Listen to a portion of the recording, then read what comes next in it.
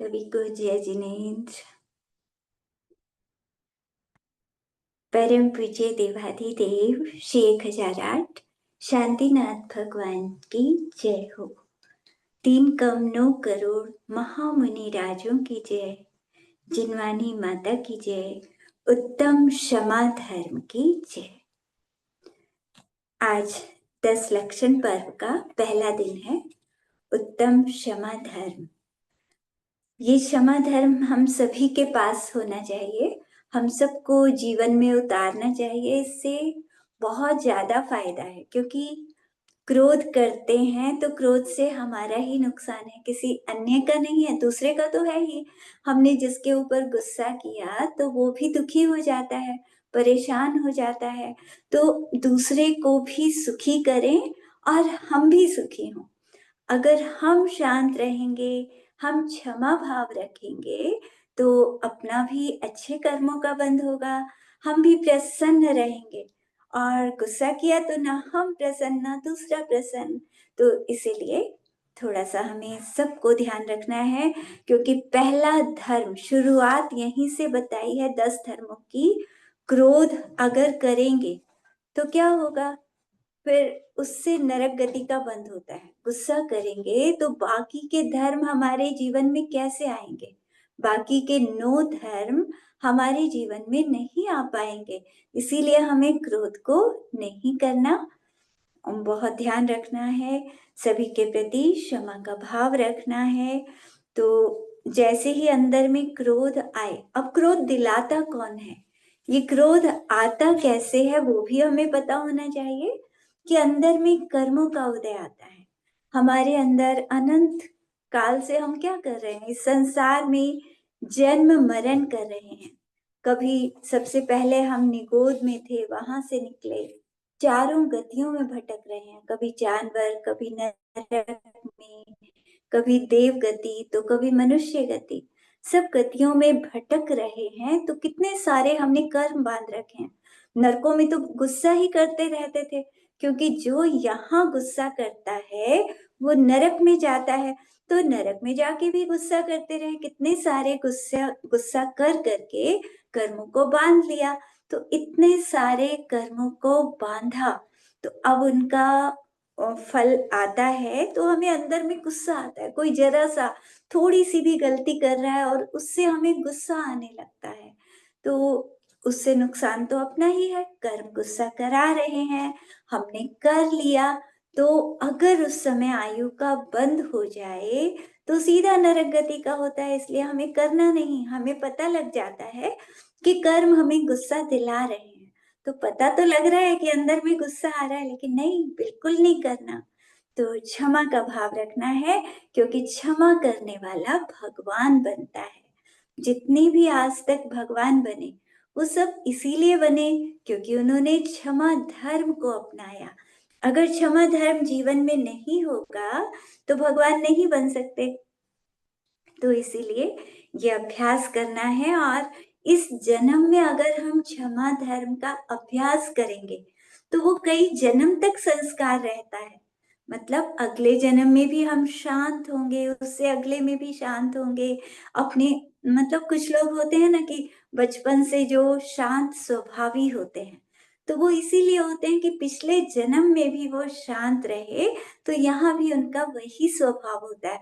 और कोई होते हैं कि बचपन से ही बहुत गुस्से वाले होते हैं, तो पिछले जन्म में जिसने गुस्सा किया बहुत ज्यादा, तो यहाँ आकर भी क्रोधित मतलब क्रोध का संस्कार रहा। तो हमें यहाँ अच्छा बनना है, तो कई जन्म हमारे अच्छे रहेंगे और हम आगे धर्म की तरफ, धर्म के मार्ग पर बढ़ पाएंगे। तभी हम भगवान बन पाएंगे, नहीं तो भगवान कैसे बनेंगे। तो अगर कोई कुछ कहे, मान लो दूसरा गुस्सा करता है, तो हमें क्या करना है, हमें शांत रहना है। क्योंकि उन्होंने गुस्सा किया, दूसरे ने गुस्सा किया तो किस पर किया, शरीर के ऊपर किया। अब शरीर और आत्मा का हमें पता होना चाहिए कि ये शरीर तो अजीब है। जिस तरह ये टेबल चेयर जो भी हमें आंखों से दिख रहा है, सब कुछ अजीब है, दीवार घर कमरा सब अजीब। तो इसी तरह से ये शरीर अजीब है। हमारा जो शरीर है ये अजीब है, इसके अंदर आत्मा रहता है। वो आत्मा भगवान के जैसा है, तो वही भगवान बनेगा भविष्य में। तो वो आत्मा जानता है, देखता है। हम जो ज्ञान कर रहे हैं सारा, वो किससे कर रहे हैं? आत्मा से कर रहे हैं। तो दूसरे ने जो कहा वो शरीर को कहा, और शरीर तो कुछ जानता नहीं, शरीर तो अजीब है। तो फिर हमें परेशान क्यों होना, क्योंकि जिसको वो कह रहे हैं वो तो जानता नहीं, और मैं आत्मा जानता हूं, मैं तो उनको दिखता ही नहीं। तो इस तरह अपने अंदर समता के भाव रखने चाहिए। और क्रोध करने वाले को, जिसे क्रोध आता है, तो उसे पता होना चाहिए कि समय सार जी एक शास्त्र है हमारा, तो आचार्य कुंद कुंद जी उसमें क्या कहते हैं? क्रोध करने वाले के लिए वो कहते हैं कि जो क्रोध करता है वो उसके समान है, जैसे किसी व्यक्ति के अंदर भूत प्रवेश कर जाए तो वो व्यक्ति अटपटी चेष्टाएं करने लगता है। तो उस तरह ये क्रोध भूत की तरह कह दिया कि क्रोध का भूत जब अंदर प्रवेश करता है तो इंसान अटपटी क्रियाएं करता है, अपने आप को भूल जाता है, क्या करना चाहिए क्या नहीं करना चाहिए, कुछ भी होश नहीं रहता। इसीलिए मतलब क्रोध छोड़ने योग्य है, क्रोध किसी को भी नहीं करना चाहिए। वैसे यहाँ तो सब अच्छे लोग हैं, तो प्रसन्न ही रहते हैं। इधर स्कॉटलैंड वगैरह में सभी, जिसको देखो सबके चेहरे पर प्रसन्नता ही होती है। तो यहाँ वैसे क्रोध आता तो नहीं होगा। हाँ, बच्चों के साथ हो सकता है कि बच्चे थोड़ा परेशान करें, तब थोड़ा सा क्रोध किसी को आ सकता है। लेकिन उसमें भी हमें क्या करना है कि बच्चों की वजह से भी हम कर्म क्यों बांधे अपने? तो बच्चों को डांटने के लिए थोड़ा सा नाटक के रूप में, जैसे नाटक करते हैं ना, ऊपर ऊपर से डांटने का नाटक कर लो। जैसे कुछ भी होता है, मूवीज वगैरह बनती हैं, तो उसमें सच में तो गुस्सा नहीं करते, वो नाटक ही तो करते हैं। तो हमें भी बच्चों को समझाने के लिए नाटक करना है, लेकिन अपने अंदर गुस्सा नहीं आना चाहिए। कुछ भी हम अगर नाटक भी कर रहे हैं तो अंदर में गुस्सा ना आए, इसकी पहचान कैसे करें? तो दूसरी तरफ मुंह करके थोड़ा सा हंस के देख लो कि हम हंस तो पा रहे हैं ना, क्योंकि जब गुस्सा आता है तो एकदम हम हंस नहीं पाते। तो मतलब बच्चों के साथ नाटक करें, उनकी वजह से हम अपनी बुरी गति का बंद क्यों करें? और गुस्सा करना ये तो मुनिराजों के लिए भी दुख देने वाला है। मुनिराज को तो बिल्कुल भी गुस्सा नहीं करना चाहिए। लेकिन अगर कोई मुनिराज गुस्सा कर लेते हैं, चौथा काल है मान लो, चौथे काल में और किसी मुनिराज ने क्रोध कर लिया, सम्यक दृष्टि मुनिराज हैं, जिनको पता है कि आत्मा अलग है, शरीर अलग है, अपने आत्मा का ध्यान करते हैं, जो बहुत अच्छा। लेकिन घर में मान लो वो गुस्सा करते थे, पहले जब वो घर में रहते थे तब गुस्सा करते थे, तो वो आदत रहती है ना घर की। तो मुनि तो बन गए, किसी दिन कोई ऐसा निमित्त मिला कि उन्हें गुस्सा आ गया। गुस्सा आ जाए, बहुत गुस्सा आ जाए तो क्या हो जाता है, उनके कंधे से पुतला निकलता है, बाएं कंधे से एक पुतला निकलता है और जला देता है कितना, 144 किलोमीटर तक उसकी लिमिट होती है कि 144 किलोमीटर तक सबको जला देता है। ऐसा हुआ था, एक राजा था, दंडक राजा।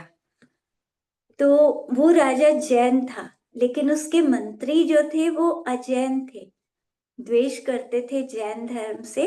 तो उन्होंने, राजा जैसे मुनि राजों की भक्ति करता था, तो उन्होंने जानबूझ के किसी से कहा कि तुम मुनि का वेश बनाकर, ऐसे मतलब कोई छोटा आदमी था, उसको पैसे दे दिए कि तुम मुनि बनकर आना, राजा के बाग में बैठ जाना और उसकी रानियों से गलत तरह का व्यवहार करना, गलत हरकतें करना।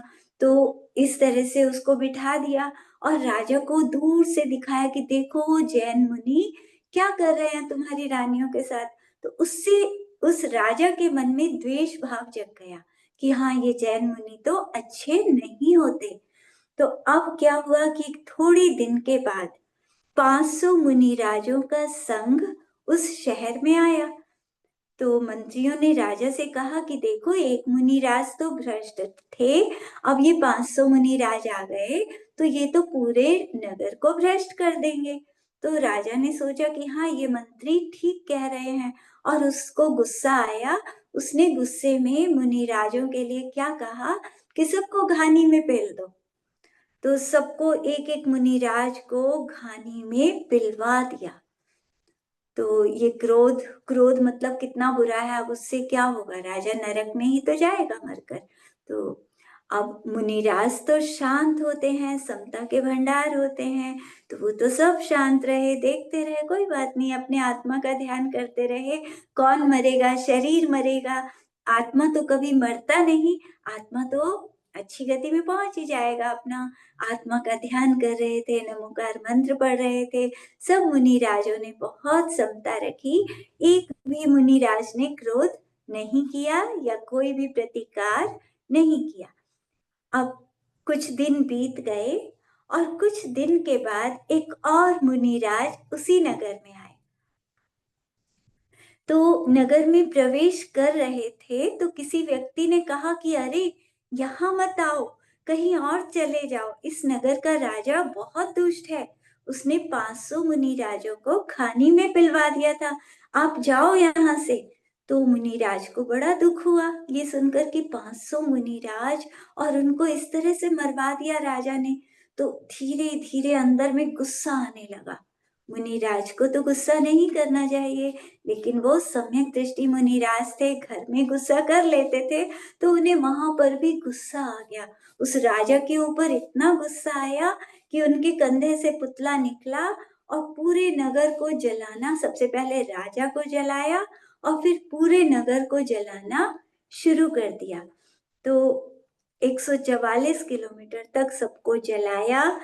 और अगर मुनिराज गुस्सा करते हैं तो देखो, गुस्सा करने का फल, मुनिराज भी तो नहीं बचेंगे, इतना बड़ा पाप करते हैं वो, तो फिर वो पुतला आकर उनको भी जला देता है, उनके अंदर से निकला है और उनको भी वो छोड़ता नहीं।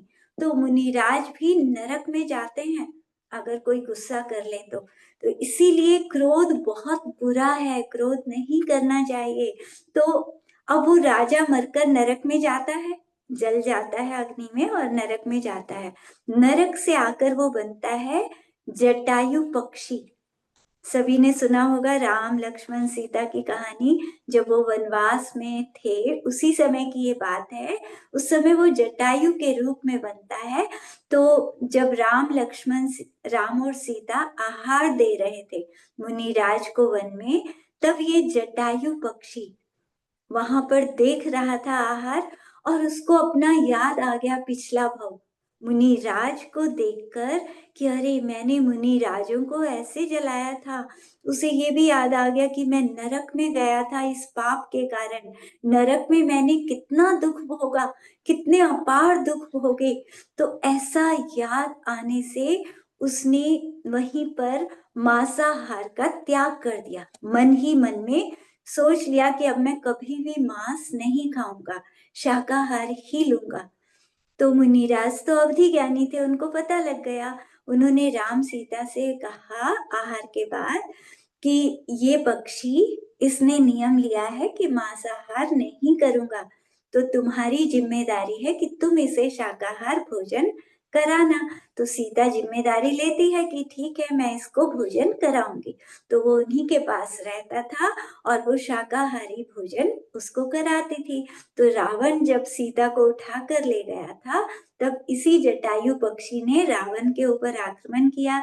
तब रावण ने इसे घायल किया और फिर नमोकार मंत्र राम ने सुनाया था। वो ढूंढते ढूंढते जब आए सीता को, तो जटायु पक्षी को देखा और उसे नमोकार मंत्र सुनाया, तो मरकर वो देव बन गया।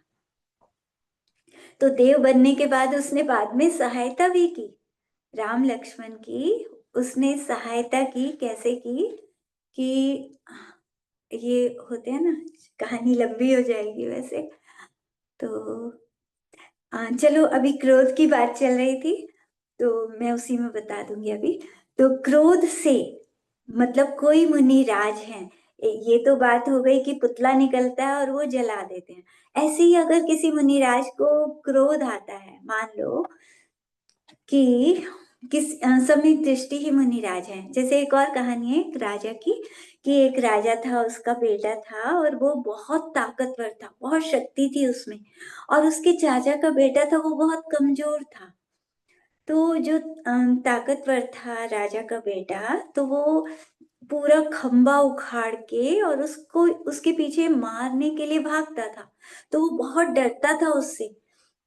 तो एक बार जब वो खंबा उखाड़ कर उसे मारने भागा, तो उसको फिर दया आ गई अंदर में, कि कितनी बुरी तरह से ये डर रहा है, क्या फायदा, ये मेरे बाग में आ गया, उसके बाग में आ गया था वो, इसीलिए उसे गुस्सा आ गया था। तो उसको वैराग्य आया कि अरे मेरी वजह से, वो चाचा का ही तो बेटा है, इतना डर रहा है, तो ऐसे घर से क्या फायदा, अगर ये बाग को लेना चाहता है तो यही ले लेगा, मैं मुनि बन जाता हूँ। तो वो मुनि बन गया, इस बात पे ही वैराग्य आकर मुनि बन गया, सब कुछ छोड़कर चला गया कि यही राजा बन जाएगा, कोई बात नहीं। अब मुनि बन गया तो एक एक महीने के तप करने लगे वो, एक एक महीने के उपवास। एक महीने के बाद एक दिन आहार करते, फिर से एक महीने का उपवास। तो इस तरह से एक महीने का उपवास करके एक बार वो आहार करने के लिए नगर में आए, और वही चाचा का बेटा कहीं खड़ा हुआ था। इतने में क्या हुआ कि एक बैल आया और उन्होंने मुनिराज को टक्कर मार दी। मुनिराज गिर गए। तो वो मजाक उड़ाने लगा कि अरे तुम तो इतने ताकतवर थे, अब क्या हुआ, जरा से बैल की टक्कर से गिर गए। तो उनको आ गया गुस्सा, सिर्फ इतना कहने से मुनिराज को गुस्सा आया। उन्होंने क्या सोच लिया कि मैंने जितना धर्म किया है बदले में इसको मारूं, तो क्या फायदा, देखो मुनिराज बन के भी गुस्सा कर लिया, तो अपना सारे धर्म किया, लेकिन धर्म के बदले ऐसी चीज मांग ली। तो वो अभी तो वो देव बने उसके बाद, लेकिन वहां से आकर वो नारायण और प्रति नारायण, आपने सुना होगा शायद नाम, जैसे तीर्थंकर होते हैं शलाका पुरुष में, नारायण और प्रति नारायण भी होते हैं। हमेशा नारायण प्रति नारायण को मारता है और दोनों नरक में जाते हैं। मतलब दोनों पहले सम्यक दृष्टि मुनि होते हैं और बाद में देवगति में जाते हैं, फिर वहां से आकर एक दूसरे को, मतलब नारायण प्रति नारायण को मारता है। जैसे लक्ष्मण नारायण थे, रावण प्रति नारायण था। लक्ष्मण ने रावण को मारा और दोनों ही नरक में चले गए। तो मतलब क्रोध क्या क्या नहीं करा देता, क्रोध के कारण ही तो नरक में जाना पड़ा। अगर वो मुनिराज उस समय गुस्सा नहीं करते, अगर उसने कह भी दिया था, चाचा के बेटे ने मजाक भी उड़ाया था, तो गुस्सा नहीं करते तो भगवान भी बन सकते थे। हो सकता था कि उसी जन्म में भगवान बन जाते, लेकिन उन्होंने गुस्सा कर लिया तो उसके कारण उन्हें नरक में भी जाना पड़ गया। तो गुस्सा करने से सबके लिए नुकसान है। तो इसीलिए हमें किसी को भी क्रोध नहीं करना चाहिए। और क्या लिखा है, समय सारची में ही लिखा है कि अगर किसी ने कुछ बोला तो वो शब्द तुम्हारे चिपक गए क्या। क्रोध मान लो किसी ने किया तो हमारे चिपके तो नहीं, किसी ने गाली दी तो कहीं चिपकी तो नहीं, तो फिर हमें परेशान क्यों होना। अगर कोई हमें कुछ देता है तो हम ले लें तो ठीक, मान लो कोई मिठाई का डिब्बा लाता है और वो हमें देना चाहता है लेकिन हमने मना कर दिया, तो वो किसके पास रहा, उसी के पास रहा। तो उसी तरह से कोई हमें कुछ दे रहा है और हम नहीं लेना चाहते, तो फिर अगर हम लेना ही नहीं चाहते तो उसी के पास तो जाएगा। तो अगर किसी ने गलत शब्दों का प्रयोग किया, गलत कुछ बोला और हमने लिया ही नहीं, तो वो उसी के पास रहे, वो शब्द उसी के पास गए। तो इस तरह से मतलब हमें कोई टेंशन नहीं लेनी चाहिए, कोई कुछ कहे कोई बात नहीं, हम अपने में शांत रहें, प्रसन्न रहें।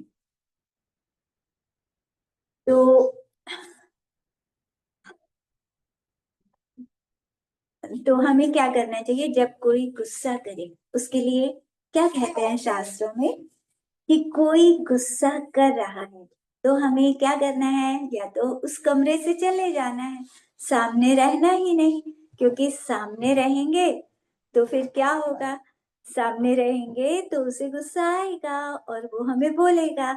हम वहां से हट गए, चले गए, तो फिर वो गुस्सा कर लेगा, अपने आप चुप हो जाएगा 1-2 मिनट में। तो हम जाकर अगर मान लो हमें गुस्सा आ रहा है, तो कहा जाता है कि पानी पी लो या नमोकार मंत्र पढ़ लो, तो अपना गुस्सा भी शांत करो। अपने को तो गुस्सा करना ही नहीं है, क्योंकि कभी भी आयु बन जाए, 2-4 मिनट का समय होता है, और आयु कभी भी बन सकती है। क्या है कि मतलब आयु बंद कैसा होता है कि अगर वो तिर्यंच गति की बन गई, तो हमें जाना ही पड़ेगा तिर्यंच गति में। अगर वो नरक गति की बन गई, तो नियम से नरक में जाना ही पड़ेगा।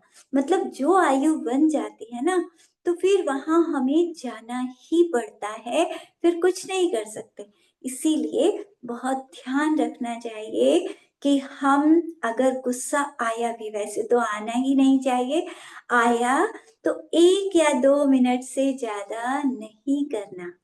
1-2 लाइन में थोड़ा-सा किसी को समझाया और फटाफट वहाँ से हटे, नमोकार मंत्र शुरू कर दिया, ताकि हमारे परिणाम शांत हो जाएँ।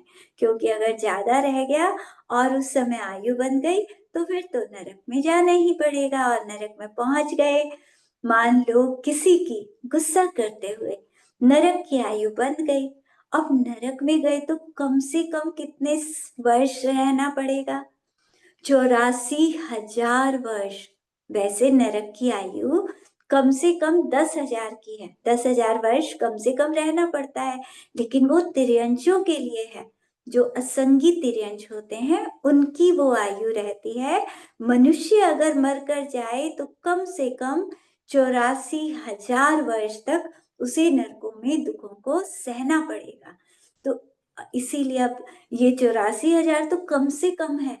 अधिक से अधिक तो सागरों में अगर गुस्सा करते हैं, पता नहीं कितने समय के लिए। और नरकों का तो सबको पता ही होगा, न खाना, न पीना, न घर, कुछ भी तो नहीं है वहां पर। अकेले बिल्कुल, कोई भी चारों तरफ नहीं है, बस भागते रहो इधर से उधर, मार काट लेकर शरीर काट देते हैं, और वो फिर जुड़ जाता है। मर भी नहीं सकते वहां तो, मरना चाहते हैं नारकी, लेकिन नहीं मर सकते। क्यों नहीं मर सकते? क्योंकि हाँ, मतलब वहां पर नियम है कि जब तक आयु पूरी नहीं होगी, तब तक मरण नहीं होता। शरीर कटेगा, फिर से जुड़ जाता है। जैसे पारा जुड़ता है, उस तरह से वहां शरीर जुड़ जाता है। इसीलिए हमें ऐसी कोई भी गलती नहीं करनी जिससे हमें नरक में जाना पड़े। ये हम सबको ध्यान रखना है। तो अगर कोई दूसरा गुस्सा कर रहा है, मान लो हम बैठे हैं, कोई आकर गुस्सा करने लगे, तो हम मन में नमोकार मंत्र पढ़ेंगे। गलती किसकी है, मेरी या उसकी? कर्म किसके उदय में आए? मेरे कर्म उदय में आए।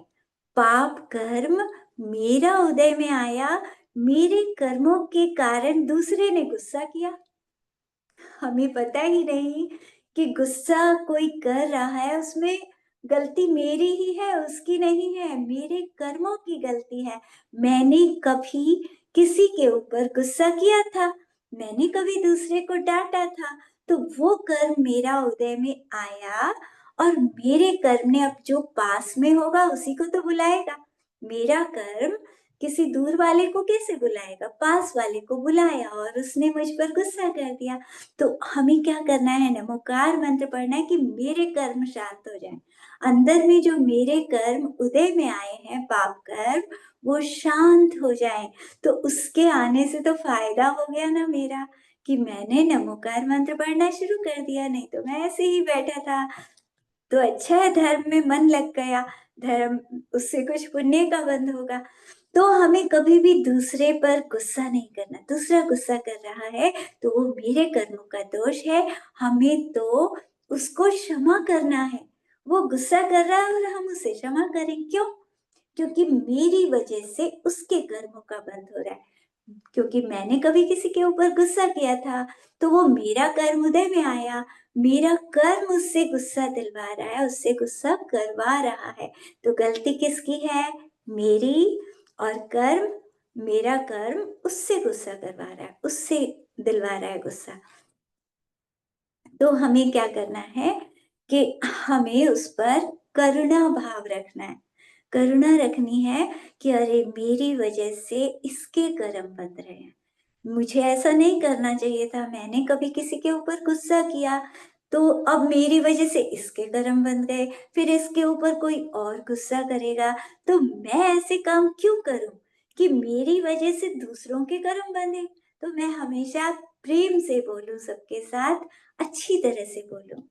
प्रेम से मतलब हमें रहना है।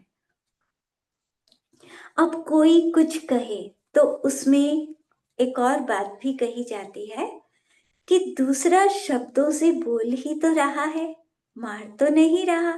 कोई बोल ही तो रहा है, कोई बात नहीं, बोलने दो। और कोई किसी को मार भी रहा है तो जान से तो नहीं मार रहा, कोई बात नहीं, मैंने इसको मारा होगा। अगर हमने कभी किसी के साथ बुरा नहीं किया तो वो भी नहीं करेगा। हमने किसी को मारा होगा तभी तो कोई मारेगा।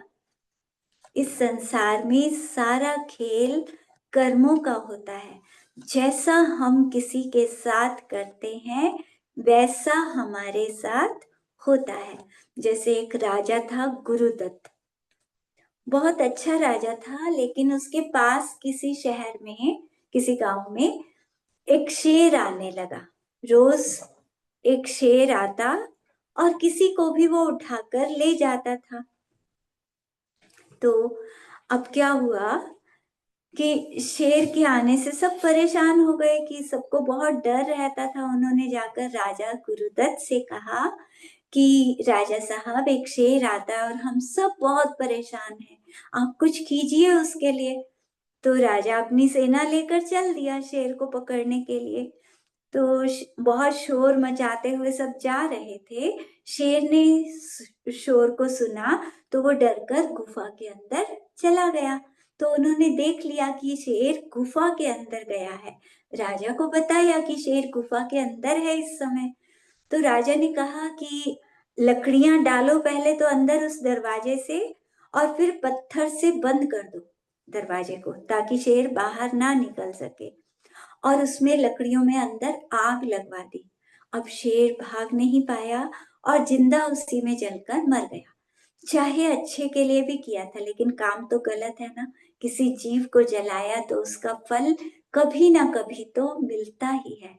अब वो शेर मरकर बन गया एक किसान। किसान बन गया, किसान का बेटा बना। फिर वो बड़ा हो गया, उसकी शादी भी हो गई। उसके दो खेत थे। इधर ये राजा गुरुदत्त कुछ समय बाद मुनिराज बन गए। मुनिराज बने तो विहार करते करते एक दिन उसी के खेत में आकर बैठ गए। अब बदला लेना हो तो कर्म ऐसे कराते हैं। किसी जीव से किसी को बदला लेना है, कर्म वहीं पहुंचा देते हैं। तो उसी के खेत में मुनिराज को पहुंचा दिया और वहीं पर वो एक वृक्ष के नीचे बैठ गए ध्यान में। अब मुनिराज ध्यान में बैठे हैं, कपिल आता है खेत पर काम करने। वो देखता है कि कोई साधु है यहाँ पर, चलो मैं दूसरे खेत में काम कर लेता हूँ। तो उसने उनसे कहा कि मेरी पत्नी आएगी खाना देने और आप बोल देना उसे कि मैं दूसरे खेत में हूँ। मुनिराज को ऐसा कहकर वो चला गया। अब मुनिराज तो ध्यान में बोलते नहीं, वो तो अपने ध्यान में लीन थे। पत्नी आई थोड़ी देर में खाना लेकर, उसने पूछा मुनिराज से, वो तो नहीं बोलते, वो ध्यान कर रहे थे।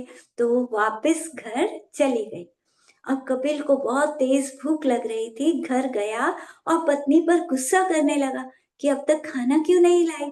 तो बोली कि मैं तो गई थी और वहां एक साधु थे, मैंने उनसे पूछा, उन्होंने बताया ही नहीं। अब तो कपिल को बहुत ही गुस्सा आ गया कि अच्छा, मैंने कहा था कि बता देना और फिर भी नहीं बताया। तो इतना गुस्सा आया उसे, जब भी खाना खाना तो भूल गया। वो खेत में गया और मुनिराज ध्यान में बैठे थे। उसने क्या किया, वहां रुई थी, सेमर की रुई, तो वो मुनिराज के चारों तरफ लपेट दी। उस रुई को लपेटा और उसमें आग लगा दी। अब देखो मुनिराज का कर्म उदय में आया ना, उन्होंने जिस शेर को जलाया था, वही शेर किसान बनकर अब उनको जला रहा है।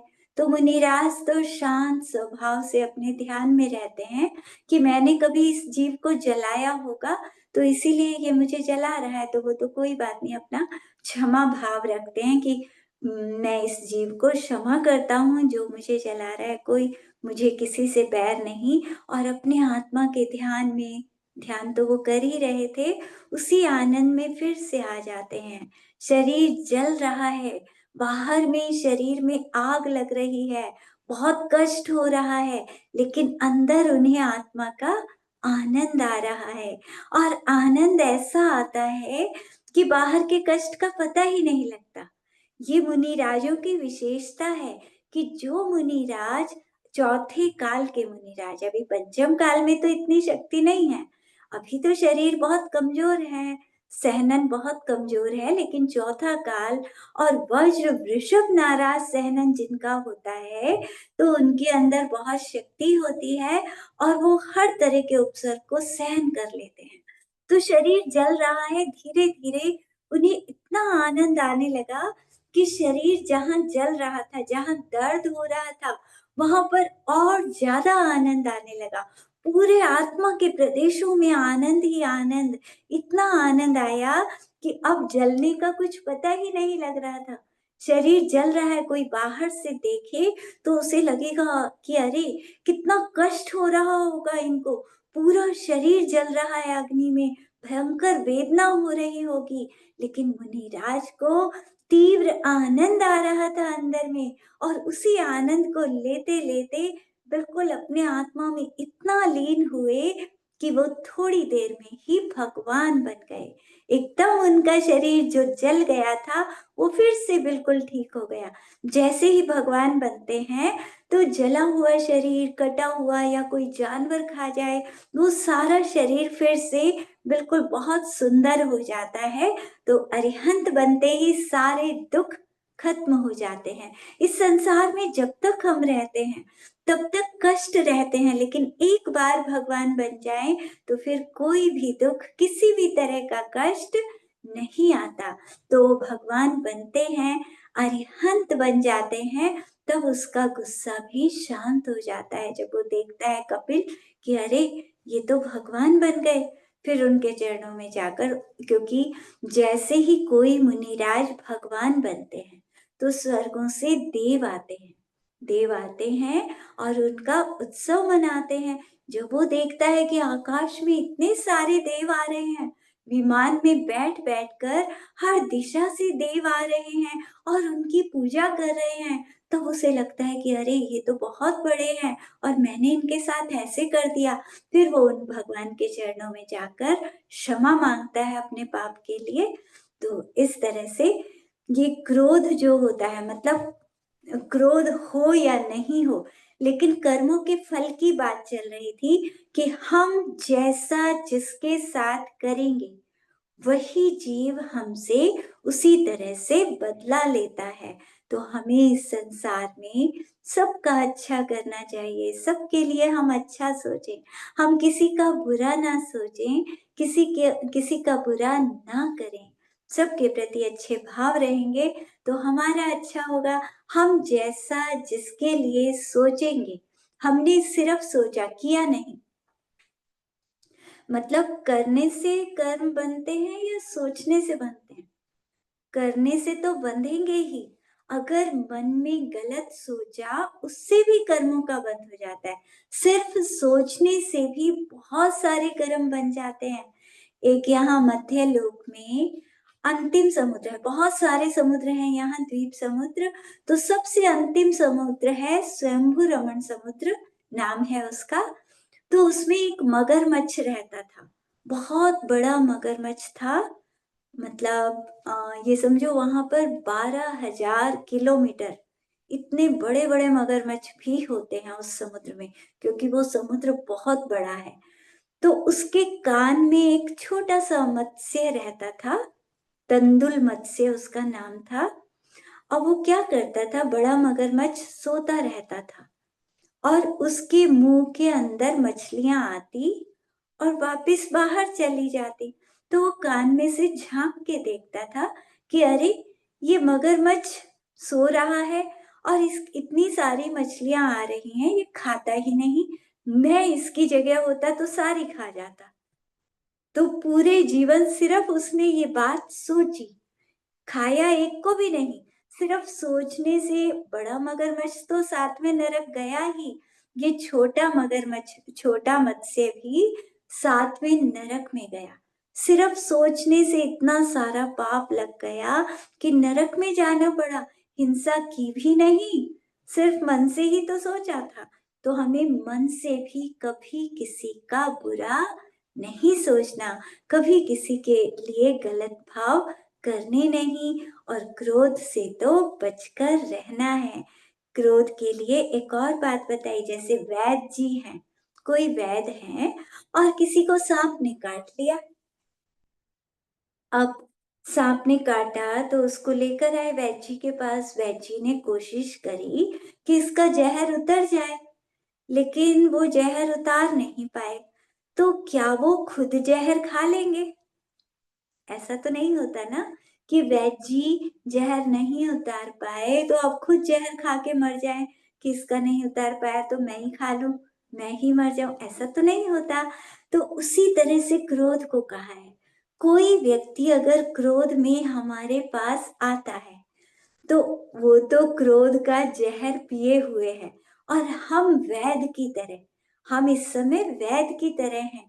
तो दूसरा क्रोध में आया है तो हमें उसका जहर उतारना है, हमें शांत करना है उसको।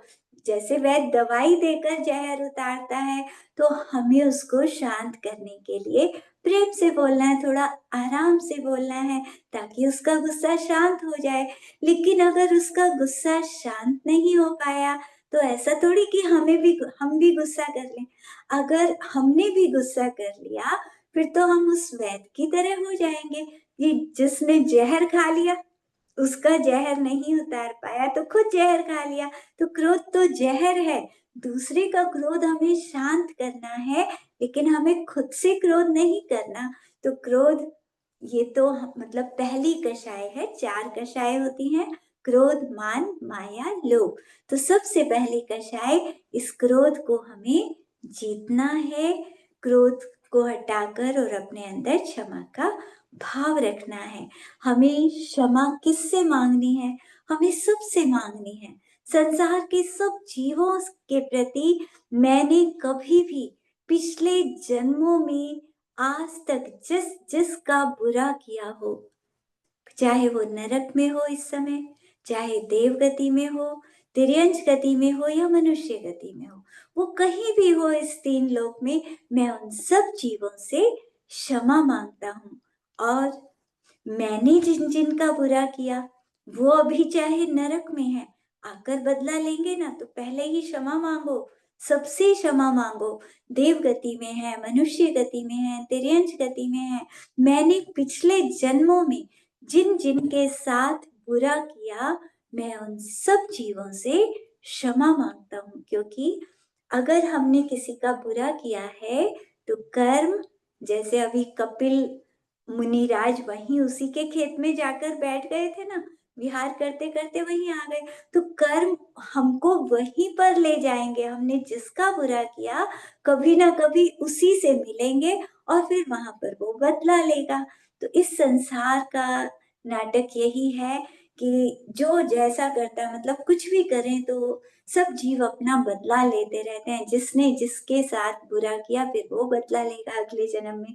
तो एक दूसरे से कर्म बनते रहते हैं। जैसे आम से गुठली, गुठली से आम, आम से गुठली, गुठली से आम, ऐसे एक दूसरे से बदला चलता रहता है। तो हमें सबके प्रति क्षमा का भाव रखना चाहिए, किसी पर भी क्रोध नहीं करना चाहिए, सबको भगवान बनना है। हम भगवान की वाणी सुन रहे हैं, जिनेंद्र भगवान की वाणी। हम जैन कुल में पैदा हुए हैं, हम भगवान बनने के लिए पैदा हुए हैं। हमें भगवान बनना है। हमें मतलब कुछ भी ऐसा काम नहीं करना जिससे अब बुरी गति में जाना पड़े। जावानी के ज्ञान ते सुझेलो कालो, सोवानी मस्तक चढ़ो सदा देत मतो। कि जिनवाणी भारती तुई जब दिन रैन, जो तेरी शरणा गए सो पावे सुख चैन। नौबार नमोकार मंत्र पढ़ेंगे।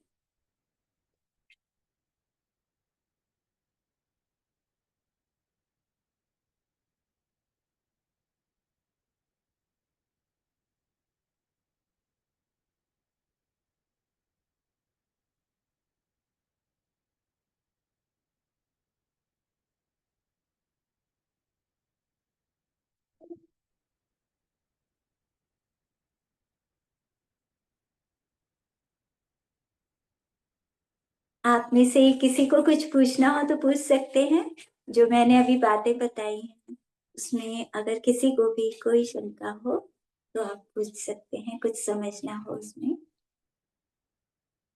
और प्रतिक्रमण और कर लेते हैं थोड़ा सा अपने पापों के लिए, इसके बाद पूछ लेना अगर कुछ प्रश्न हो तो।